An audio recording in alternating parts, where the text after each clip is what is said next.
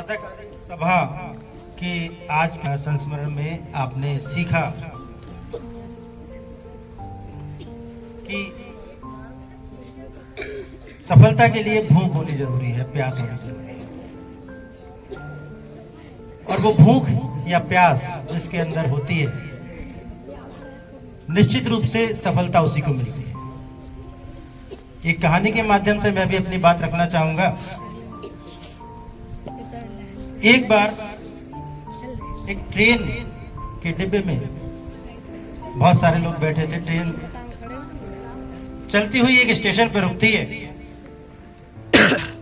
और जब वो स्टेशन पर रुकती है तो पानी बेचने वाला आता है और पानी, चूंकि गर्मी के दिन थे, पानी की बोतल वो बेच रहा था और बोलता है 20 की एक, 20 की एक, 20 की एक पानी की बोतल, ठंडी पानी की बोतल, 20 की एक पानी की बोतल। वो बेचता हुआ उस डिब्बे के पास से गुजरा। एक व्यक्ति ने उसको बुलाया, बोला पानी की बोतल कितने की है? बोला 20 की है, 20 की है। ठंडी पानी की बोतल 20 रुपए की, 15 की दोगे? उसने पानी वाले से प्रश्न किया कि 15 की रुपए की दोगे बोतल? वो पानी वाला मुस्कुराया और आगे चला गया। दूसरा व्यक्ति जो उसको देख रहा था, उसने उसे बुलाया, बोला पानी वाले, जब इसने तेरी बोतल खरीदी नहीं तो उससे बार्गेनिंग करी, मोल भाव किया कि 20 की बोतल 15 की दोगे, तब भी तू क्यों मुस्कुराया? तेरी बोतल तो उसने खरीदी नहीं। तो जानना चाहोगे पानी वाले ने क्या जवाब दिया? पानी वाले ने कहा कि मैं जानता था उसको प्यास लगी ही नहीं थी। अगर उसे प्यास लगती तो पहले वह पानी की बोतल लेता, पूरा पानी पी जाता, उसके बाद उसके पैसे पूछता। उसे तो प्यास लगी ही नहीं थी। तो यही कहानी हमारी जिंदगी पर बराबर लागू होती है। जिसको प्यास लगी होती है, जिसको भूख लगी होती है सफलता की, वो ठंड नहीं देखता, वो गर्मी नहीं देखता, वो बरसात नहीं देखता, क्योंकि उसे प्यास लगी होती है। और जिसे प्यास लगी नहीं होती वो ठंड भी देखता है, गर्मी भी देखता है, बरसात भी देखता है, काम भी देखता है, शादी भी देखता है, जन्मदिन भी देखता है, पढ़ाई के अलावा बाकी सब कुछ देखता है, क्योंकि उसे प्यास लगी नहीं होती है। और जिसे प्यास लगी होती है वो पहले पैसे नहीं पूछता, पहले पानी पी जाता है। डियर स्टूडेंट्स, ये सफलता की कहानियां हैं, ये सफलता के रहस्य हैं। प्रातःकालीन सभा में मिलते रहेंगे, प्राप्त करते रहिए, क्योंकि कृपा तो बरस रही है उस ऊपर वाले की, लेकिन ये हमारे ऊपर है कि हम चम्मच लेके खड़े हैं या एक बाल्टी लेके खड़े हैं। ये हमारे ऊपर है कि हम उसको इग्नोर कर रहे हैं या उसको एक्सेप्ट कर रहे हैं। तो कंटिन्यू रहिए। प्रातःकालीन सभा इसी तरह से हमारी बहुत शानदार चल रही है, और जो इसको मिस कर रहे हैं तो निश्चित रूप से बहुत अनफॉर्चुनेटली उनके साथ मैं कहना चाहूंगा बहुत दुर्भाग्यशाली है वो लोग जो इस प्रातःकालीन सभा को मिस कर रहे हैं।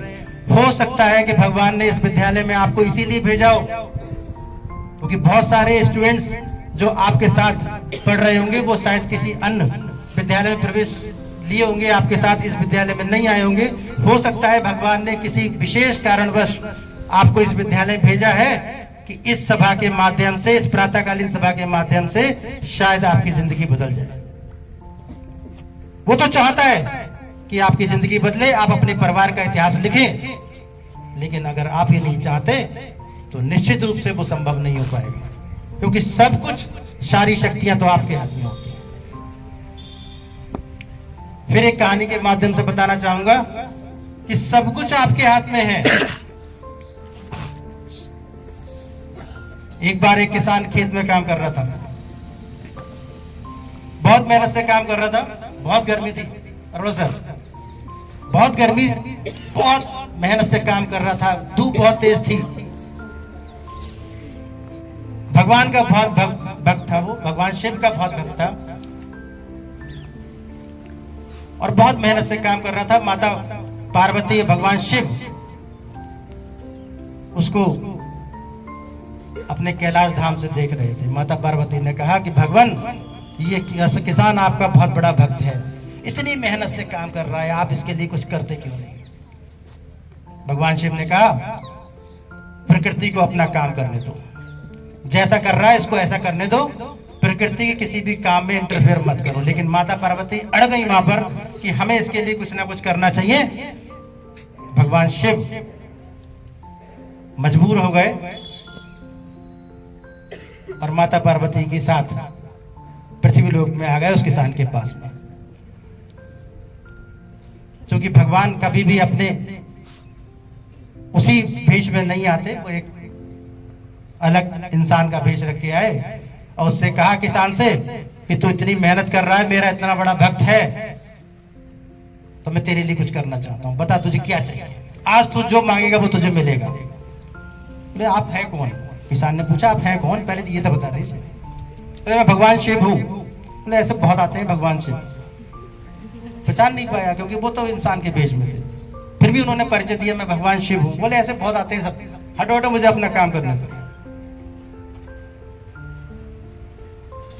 मेरा समय मत खराब करो, मेरा काम बहुत इंपॉर्टेंट है, मुझे अपना काम करने दो। बोले भगवान शिव हूं, कुछ भी दे सकता हूं, जो चाहो मैं तुम्हें दे सकता हूं। बोले अरे जाने दो यार, क्यों मेरे पीछे पड़े, कहां के आ गए तुम, मेरा समय खराब कर रहे हो। बोले अरे मैं बार बार कह रहा हूं मैं भगवान शिव हूं, ये माता पार्वती है और हम लोग कुछ भी तुम्हें दे सकते हैं, जो तुम चाहो तुम। उसने कहा अच्छा तुम शिव हो? बोले हाँ हम शिव हैं। बोले ठीक है, अगर तुम शिव हो तो पहले तुम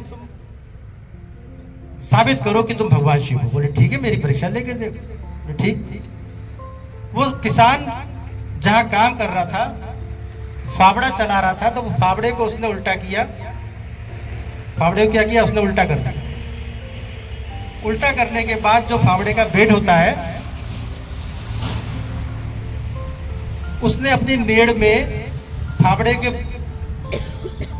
बेड को करके 3 होल कर दिए। 3 होल कर दिए।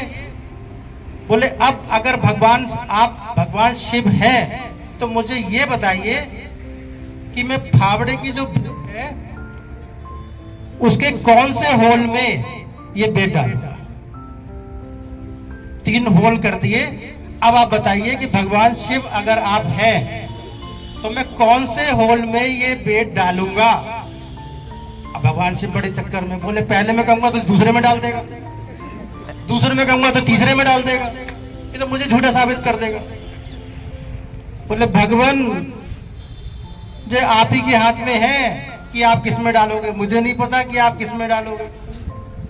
ये कह के भगवान शिव तो अंतर ध्यान हो गए और वहां से चले गए।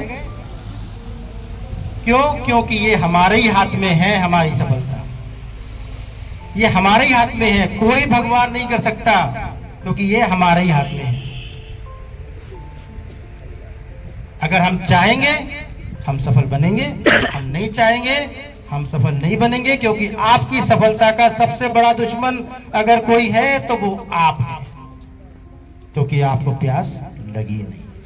जिस दिन प्यास लग जाएगी उस दिन सफलता अपने आप मिल जाएगी। जय हिंद।